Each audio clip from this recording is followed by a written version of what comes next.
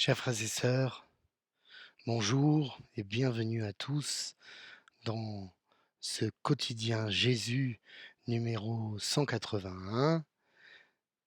Je suis Franck Rousselot, je suis un simple catholique et j'essaye chaque jour de donner une vision de l'évangile proposé par la liturgie dans ce journal quotidien d'expression chrétienne.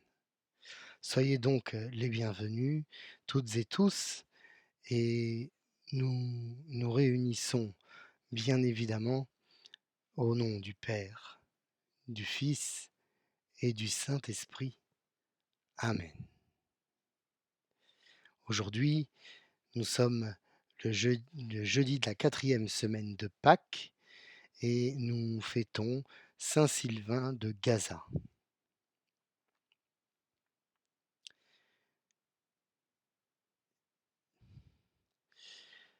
Je commence par mon éditorial qui aujourd'hui est un petit peu glauque, mais c'est l'actualité. À Cannes, qui n'est pas loin d'ici, pas loin de Nice, une prostituée a été tuée de 19 coups de couteau. Et il serait inconvenant de minimiser cet acte ignoble sous prétexte qu'il touche une prostituée. Une prostituée est une personne digne de notre sollicitude et jamais, quant à moi, je ne jetterai l'opprobre sur elle. Ces femmes et ces hommes, contraints à vendre leur corps pour vivre, ne le font pas de gaieté de cœur. Mais la prostitution n'est pas une fatalité. Elle ne doit pas être une fatalité. Malheureux les proxénètes, malheureux les clients, parce qu'ils commettent un grand péché. Alors que les pouvoirs publics et politiques et l'opinion publique se dressent face à ce que j'appelle une traite humaine, pour proposer une alternative aux prostituées, une alternative de vie à ces personnes, une vie qui ne soit plus dans la rue. Que Dieu nous entende.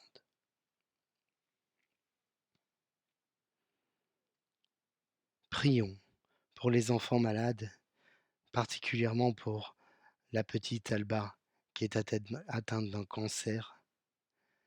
Demandons au Seigneur de les guérir. Prions pour les enfants victimes d'abus, que justice soit faite et que la protection des mineurs soit impérativement l'affaire de tous. Prions pour l'âme de cette prostituée assassinée à Cannes. Puisse Dieu l'accueillir et lui pardonner ses péchés, et puisse le coupable être rapidement retrouvé et jugé. Oui, espérons et bénissons le Seigneur, il est bon, éternel est son amour, en lui rien n'est impossible. Seigneur, prends pitié. Ô Christ, prends pitié. Seigneur, prends pitié. Dans la liturgie du jour, nous pouvons suivre dans les actes des apôtres un certain nombre d'aventures, et notamment les aventures de Paul qui passe sur l'île de Chypre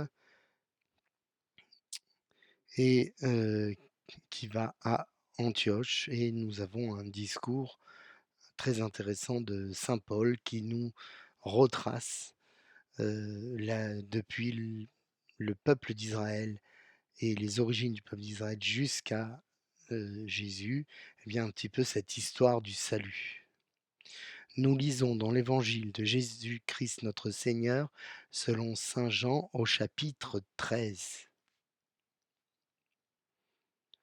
Après avoir lavé les pieds de ses disciples, Jésus parla ainsi. Amen, amen, je vous le dis, un serviteur n'est pas plus grand que son maître, ni un envoyé plus grand que celui qui l'envoie. Sachant cela, heureux êtes-vous si vous le faites.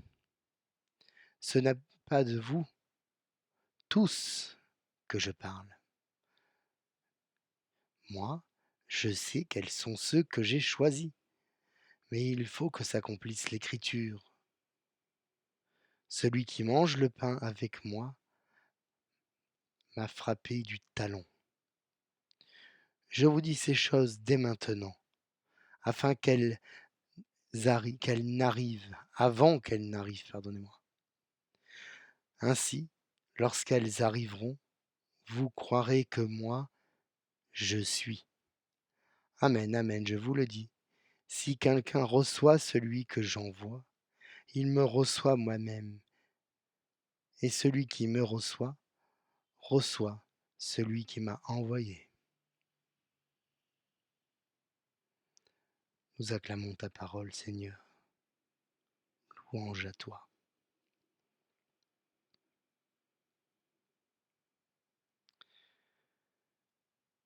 Nous ne sommes pas orphelins. Notre Seigneur Jésus, après sa mort, sa résurrection et son ascension à la droite du Père, ne nous a pas abandonnés. Il ne nous a pas abandonnés ici-bas comme un Dieu distant et ne nous a pas laissés orphelins.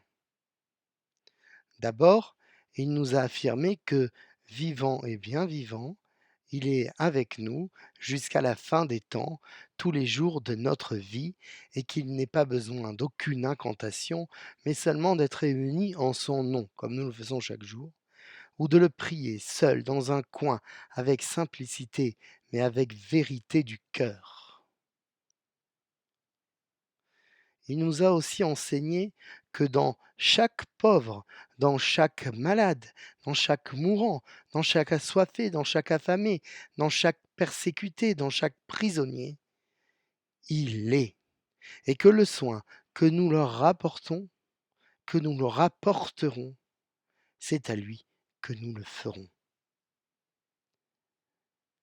Mais surtout, il y a celui que le Christ nous envoie. Et celui qu'il nous envoie est le Paraclet, le Consolateur, celui qui vient nous habiter, l'Esprit Saint, qui a parlé par les prophètes, qui est descendu au jour de la Pentecôte sur les apôtres et qui est présent dans chaque baptisé du monde entier. L'Esprit Saint n'est pas corporel, mais pur esprit.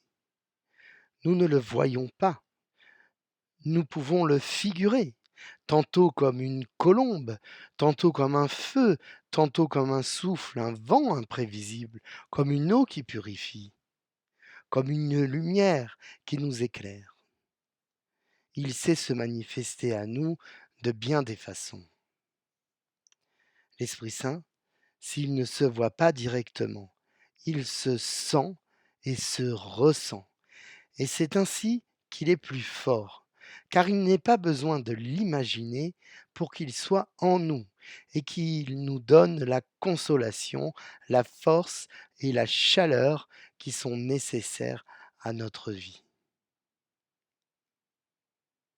S'il en est encore qui remettent en cause la réalité trinitaire, et ils sont nombreux à être sceptiques face à cette réalité trinitaire. En disant qu'il n'est pas fait référence dans les évangiles de cette Trinité. Il suffit d'écouter Jésus.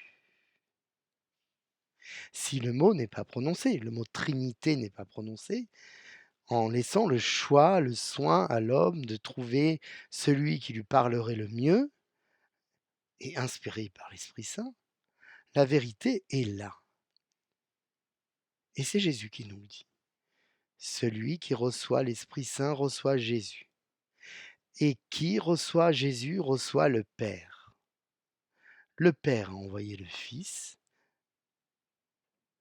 Le Fils est remonté vers le Père, avec il ne fait qu'un, avant de nous envoyer l'Esprit Saint, auquel il nous suffit simplement de dire, comme nous le ferons au jour de la Pentecôte, viens, Saint-Esprit, viens m'habiter, viens me convertir, viens me consoler, viens m'aider, viens m'aimer et me donner la force de vivre.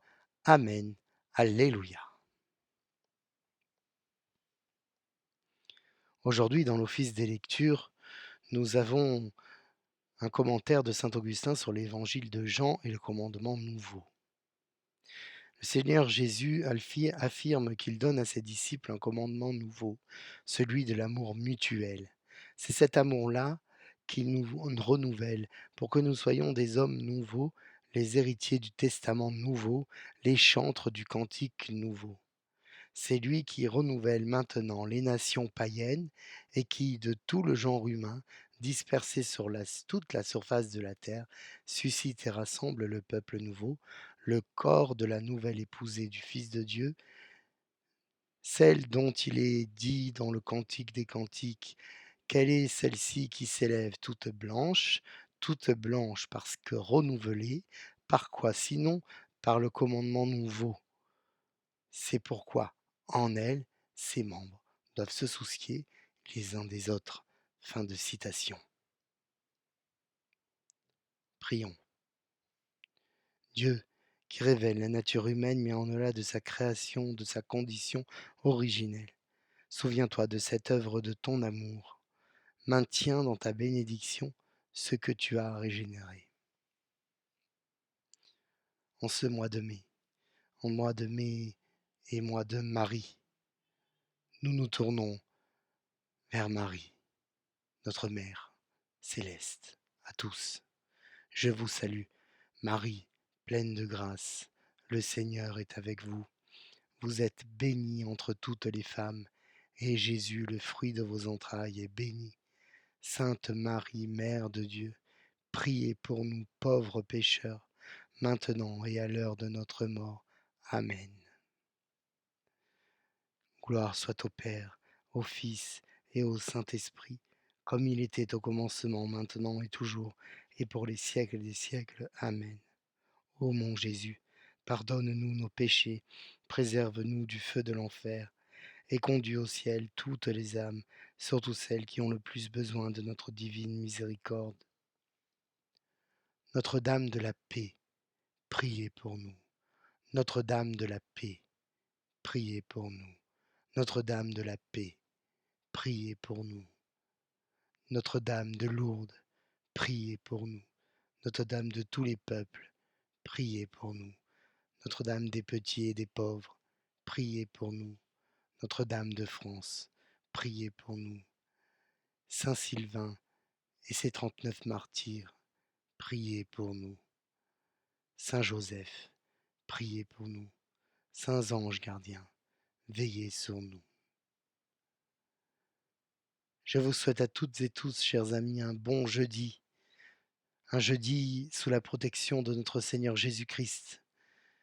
Un jeudi dans l'amour et dans la paix, dans le travail ou dans l'épreuve, dans la maladie ou dans la retraite. Demandons ensemble au Seigneur 3 fois saint de nous bénir, lui qui est Père et Fils et Saint-Esprit. Amen. À demain.